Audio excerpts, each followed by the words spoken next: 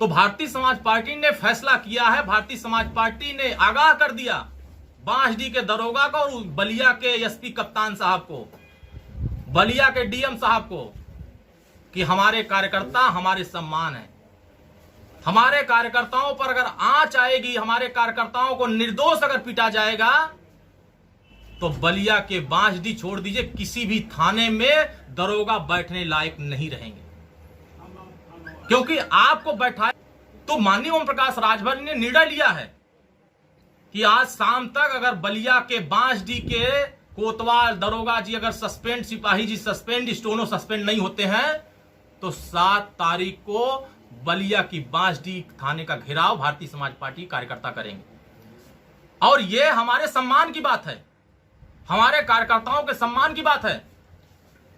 बलिया में जिस तरीके से कार्यकर्ताओं, हमारे कार्यकर्ता बम बारूद लेके नहीं चलते हैं, सरल स्वभाव, गरीब बेचारा, गरीब को आपने पीटा है और पीला गमछा लेकर के चलने वालों से जिन लोगों को तकलीफ हो रही है, जिन लोगों को लग रहा है कि पीला गमछा लगा देने से जिनको तकलीफ हो रही है, जिनकी आंखें अगर नहीं काम कर रही है, तो उनका आंख भी अब निकालने का काम भारतीय समाज पार्टी कार्यकर्ता करेंगे। हो रही सर, आपकी सरकार में ही अगर आपके कार्यकर्ताओं को सम्मान नहीं हो रहा है तो क्या ऐसे सरकार के साथ आप कितना दिन चलेंगे?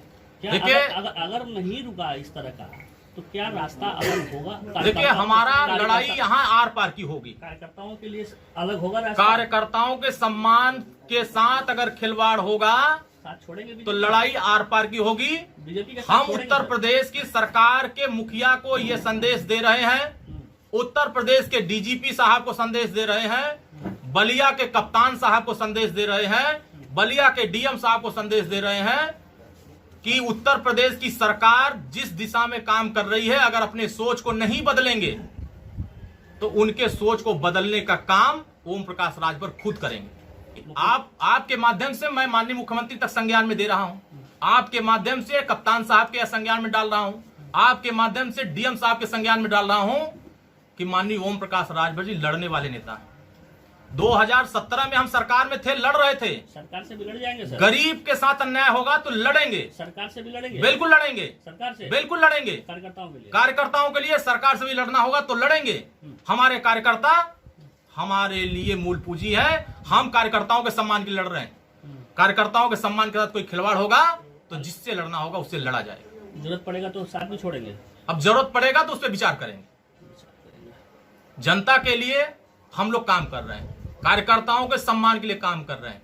अगर कार्यकर्ताओं को सम्मान नहीं होगा तो आने वाले समय में डू और डाई का फैसला होगा, लड़ाई आर पार की होगी। बड़ा फैसला या तो कार्यकर्ताओं के हक में होगी या तो सरकार उन अधिकारियों के हक में खड़ी होगी। कार्यकर्ता सरकार बनाता है, ये लोग जो थाने में बैठ करके पंचायत कर रहे हैं, गरीबों को मार रहे हैं, गरीबों से वसूली कर रहे हैं,